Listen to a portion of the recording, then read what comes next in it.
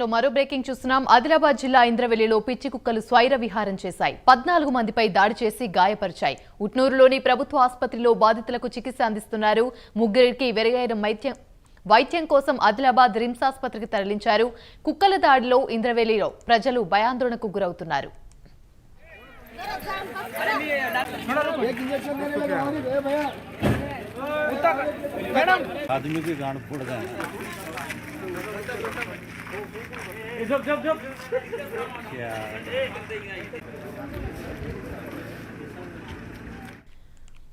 Right, ఇక ఇదే అంశానికి సంబంధించి మరిన్ని వివరాలు మా ప్రతినిధి శ్రీనివాస్ అందిస్తారు. శ్రీనివాస్, చెప్పండి. ఆదిలాబాద్ జిల్లా ఉట్నూరులో అయితే పిచ్చి కుక్కలు స్వైర విహారం చేస్తున్నాయని చెప్పవచ్చు. 13 మందిపై దాడి చేశాయి. దీనికి సంబంధించి పూర్తి అప్డేట్స్ ఏంటి? ఈ మధ్య కాలంలో కుక్కల దాడి అయితే విపరీతంగా జరుగుతూనే ఉంది, అది మనం చూస్తూనే ఉన్నాం.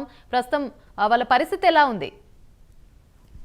ఏదైతే ఉమ్మడి ఆదిలాబాద్ జిల్లా వ్యాప్తంగా ఏదో ఒక చోట నిత్యం కుక్కల స్వైర విహారం కలకలం సృష్టిస్తుంది. ఏదైతే గతంలో మనకు మందమరి మండల కేంద్రంలో సుమారుగా 20 మందికి పైగా పిచ్చి కుక్కలు స్వైర విహారం చేసి దాడి చేసి ఆ ఘటన మరొక ముందే మనకు IIITలో 2 విద్యార్థులపై కుక్కలు స్వైర విహారం చేసి అయితే ఈ ఘటనతో అసలు ఉమ్మడి జిల్లా వ్యాప్తంగా ఉన్నటువంటి ప్రజలు బయటకు రావాలంటే జరుగుతున్నారు. ఈ రోజు సాయంత్రం ఆదిలాబాద్ జిల్లా ఇంద్రవెల్లి మండల కేంద్రంలో పిచ్చి కుక్కలు స్వైర విహారం కలకలం సృష్టించాయి. ఏదైతే ఇంటి ముందు ఆడుకుంటున్న పిల్లలతో పాటు వాడు గర్భిణిపై కూడా కుక్కలు దాడి చేశాయి. ఈ కుక్కల దాడిలో మొత్తం 14 మందికి గాయాలయ్యాయి. అయితే వీరిని చికిత్స అందించడం కోసం ఉట్నూరు ప్రభుత్వ ఆసుపత్రికి తరలించారు. అయితే ఈ పిచ్చి కుక్కల దాడిలో తీవ్రంగా గాయపడినటువంటి ముగ్గురికి మెరుగైన చికిత్స అందించడం కోసం అయితే ఆదిలాబాద్ రిమ్స్ ఆసుపత్రికి అయితే తరలించారు. అయితే ఓవైపు ఈ కుక్కల స్వైర విహారం జరుగుతుందనేసి స్థానికంగా ఉన్నటువంటి అధికారులు చెప్పినప్పుడు కూడా వారు ఎటువంటి చర్యలు చేపట్టకపోవడం వల్లే